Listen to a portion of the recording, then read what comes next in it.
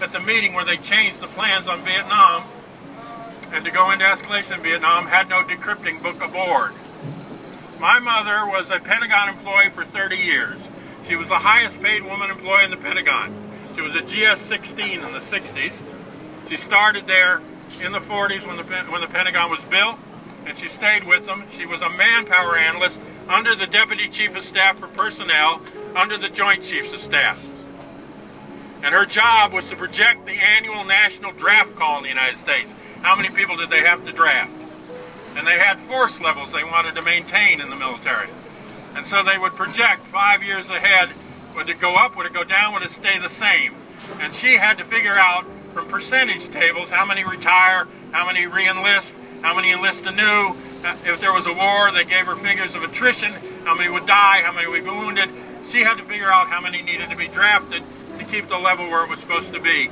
And she had to get it right within 100 people either way, 5 years in advance. After she retired, I asked her, when did they tell you that they would escalate the war in Vietnam? Because she had to be among the first to know. She told me that in April of 1963, on orders from the White House, that's President Kennedy, that she was to change her projections. First time in her career that happened. And the change was a full withdrawal of American troops from Vietnam by the end of 1964 on orders of President Kennedy. I asked her, when did they then tell you they would escalate? She said the last week in November. I said, you know, she said late November, and I said the last week, and I said something happened on the 22nd. She said the Monday following the assassination. She came into work and she was given figures by the Joint Chiefs for a war, and she couldn't believe them. She took the figures back up and she said, these can't be right. And I teased my mother that that was the first civilian protest to the war in Vietnam. All right? And they told her on November 25th, the day that Kennedy was buried, that they were reversing his policy, they were going into a 10-year war, and that 57,000 Americans were going to die. That's exactly on target. They plan ahead. You may not know your future, but they do if they're in charge. And this is the way they operate. And they reversed Kennedy entirely on all of his domestic and foreign policies and went ahead with the permanent war economy and destabilization that they have been carrying out since then. And that's the country that we live in since November 22nd, 63. If you want to live in a democracy, you have to solve the Kennedy assassination. It's not a hard mystery, but you have to solve it, and you have to face it. It's not that you cannot know, it's generally that you don't want to know. Because if you know what I just told you, which is the truth, and you want to live in a democracy and have a country of people that live under democracy, you have to do something about this. And that's why we come out here for the last 49 years, to tell you the truth about who's killing people and why, and to suggest that we could live in another kind of society, we could have world peace, we could distribute wealth. There's no technology or science or anything else missing for how to make the world work and for all of us to survive together.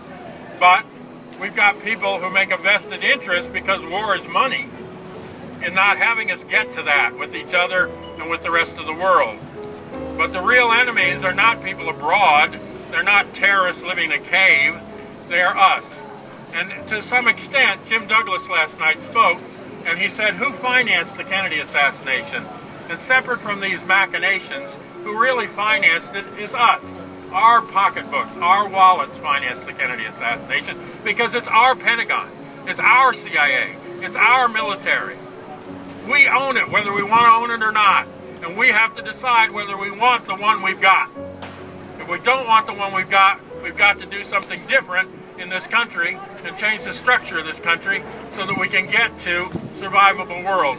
We're not going to survive the world that they have planned for us.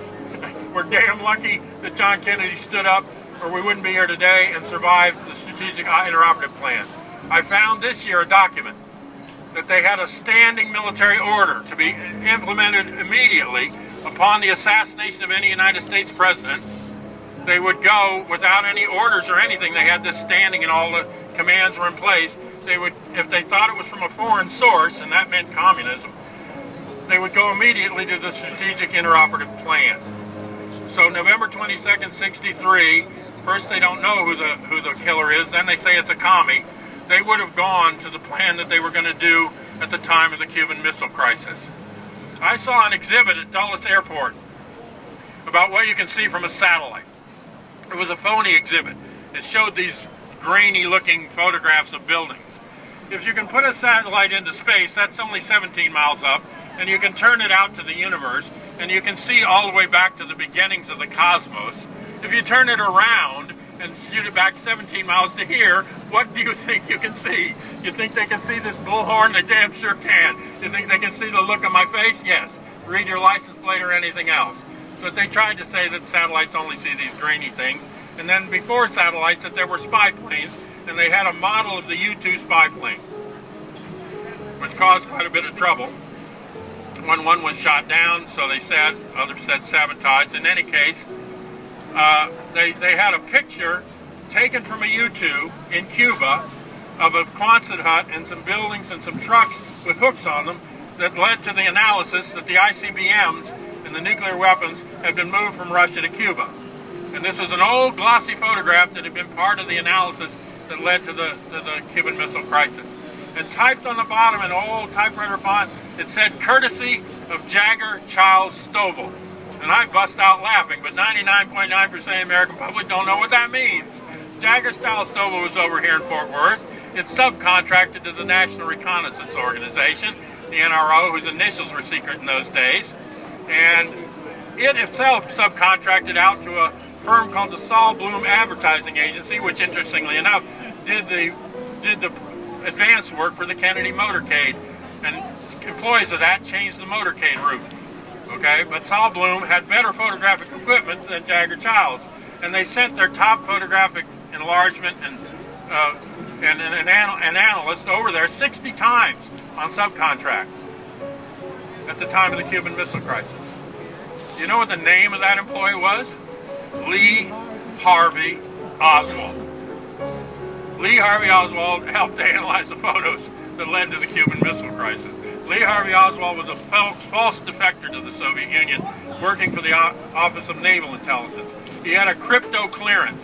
He was here telling the FBI and other intelligence agencies what was going on about the Kennedy assassination and penetrating the groups that were around it, and they set him up as the patsy in the case. He did not kill Kennedy. He didn't kill anybody that day. He didn't fire a weapon. He wasn't on the 6th floor. He was on the 2nd floor, drinking a Coke. Okay? But he's been made into the villain so that the real villains cannot be seen. Okay? But this country hides things. I live in Washington, D.C. A few miles from me is the Suitland National Records Center in Suitland, Maryland. National Archives. Military records since World War II. In underground buildings. Each building is an acre in size. 27 acres of hidden documents just since the end of World War II that you're not allowed to see. That's your history, literally captured and buried. Today, you had to get a ticket to see your history and to come out here, unless you were willing to wait out in the cold rain till now. All right? But part of the reality of the national security state is that they steal our history. And a people whose history is stolen is a conquered people. Because without knowing our own history, we cannot act. Martin Schatz said that the political paralysis in America is based on the fact that we are allowed to believe anything, but allowed to know nothing. And if you cannot know, you cannot act. But I would suggest you can know. And we went to the record and we found it. And we unearthed more of it. It's not a parlor mystery. It's not something you can't figure out in your lifetime. I just gave you the analysis. Is it a conspiracy theory? Everything starts as a theory, but when it's embellished by facts, it becomes a conclusion. And so you have to go to the facts. You can't just make up a theory.